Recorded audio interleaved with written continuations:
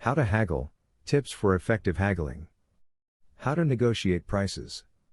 Most people are a bit reluctant to haggle and therefore lose out on some fantastic bargains.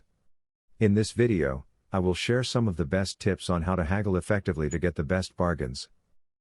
Mastering these tips will help you save money and help you pay what you need to and what you can afford. I was actually just reading an article that says about 68% of millennials will just pay the asking prices for motor vehicles. This percentage drops to 42% when you consider the older folks. This must be good news to car dealers who must be making millions more from millennials. This is money that millennials should be keeping and using for other things in life. It is high time we put this to a stop and start saving money. Motor car dealers and other sellers are looking for their own interests only. It is time you too started looking for your interests too. Here are the tips. 1. Develop a pained expression if not happy with the price. Every face tells a story. I cannot seem to get rid of this line from my head. Olivia Newton-John really nailed it with this song. This was probably one of the most beautiful songs when I was growing up. Any seasoned haggled knows the importance of facial expression. They know that every face really tells a story and they will try to tell their own story too. The moment he is told of the price, the face of a seasoned haggler will signal that he is not happy with the price. It is not enough to say it in words. You have to say it through your facial expression first. If your words and your facial expression are contradictory, people will believe your facial expression rather than your words. It is only natural. You, therefore, need to train yourself first by practicing in front of the mirror before you go shopping. This is one quality you should master first to become an effective haggler. 2. Read the seller's facial signals. While it is important that you control your face signals, you also need to watch out for the signals coming from the sellers too. Normally, if there is a pause before they reply to you, it could be that there is room for negotiation on the price. I remember a couple of years ago when I was training as a financial investigations officer, I was told to watch out for such pauses when questioning people. For example, if someone has an answer for a straightforward question, they will give it out immediately. In most cases, if a suspect pauses in answering a straightforward question, it is usually because they are hiding something. It is usually because they are either about to lie if they are a criminal or there is something they are trying to hide. In the case of a seller, it could be that there might be a sale soon and that could be on the sales assistant's mind when responding to you. Another tip is for you to watch out for the words being used. Words such as "at the moment" could indicate that some sale soon. You might, therefore, have to hold back and wait for the sale. 3. Do some research on prices before shopping. Before you go shopping, it is very important that you do some research on the product. Search online for the prices that other suppliers are charging and other terms and conditions. You can then use your findings to your benefit in the haggling game. For example, if other suppliers are offering a cheaper price, you can point that out to the seller. I recently heard from a colleague who got a big discount from a car salesman because he pointed out with evidence that other dealers were selling the same car at a lower price. There is no point in paying more for a product when you can get a discount. You need to bear in mind that sellers don't want to keep items for too long. They are looking to sell their stock as soon as possible. It is expensive to keep items in stock for too long.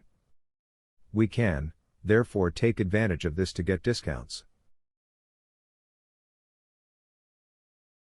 4. Make suggestions to the seller. In any haggle, there may arise a situation where there is a stalemate in the negotiations. What would you do in such a situation? If the negotiations are not going anywhere, as a buyer, you can help out the seller by making some suggestions. For instance, if you don't have all the money at once, you can ask questions such as, "What if I pay 50% now and pay the balance later?" These are the sort of questions that can resolve a stalemate in negotiations. 5. Decide on the price you are willing to pay. It is important before you go shopping to make sure that you know the price you are willing to pay first. This will act as a guide in your negotiations. You can set this price in your mind by visiting various price comparison sites on the internet. If you are already familiar with that particular market, then you can use your knowledge in setting this target price. Never ever go shopping without this important information. 6. Go to the shop when there are few people around. Haggling is made easier if there are few people around in the shop. When the shop is busy, it is difficult to haggle as they have other people looking for items. You therefore need to pick the right time before you go shopping. Times when the salespeople are not very busy are usually the best time when you are up for a haggle. Every area has its own peculiarities, but midweek is usually the best time as fewer people go shopping during this time.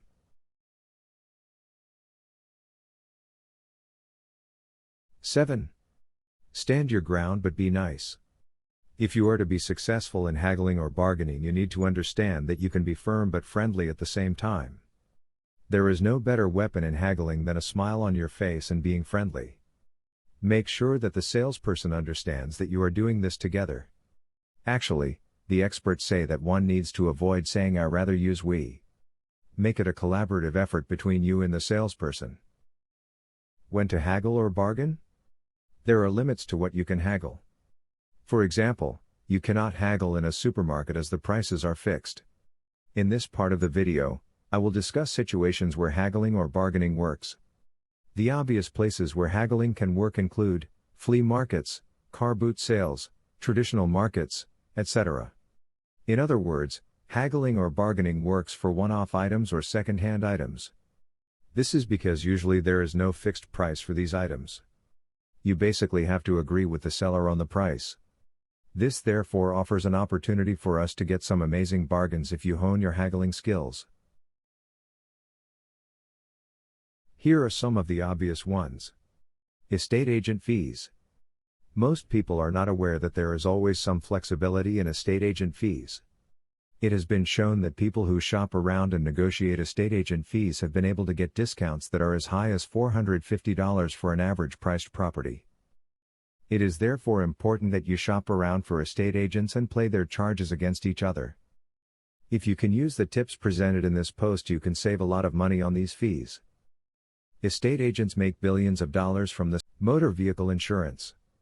Motor vehicle insurance is probably one area where the majority of us are paying more than what we should be paying. This is because we assume that the insurance brokers are in our corner and are trying to get us the best deals. Insurance brokers make more money if they extract more from you. You, therefore, need to start fighting your own battles and pushing your brokers for better deals. One can do this by shopping around and using that information and extracting better deals for yourself. We seem to have lost the art of haggling or bargaining for good prices and have as a result ended up paying more for stuff than we need. It is time to go back to our roots and relearn this art and save money. If you master this art, I can guarantee that it will save you lots and lots of money. You can then use the savings for other things that matter to you. Please like this video and subscribe to this channel.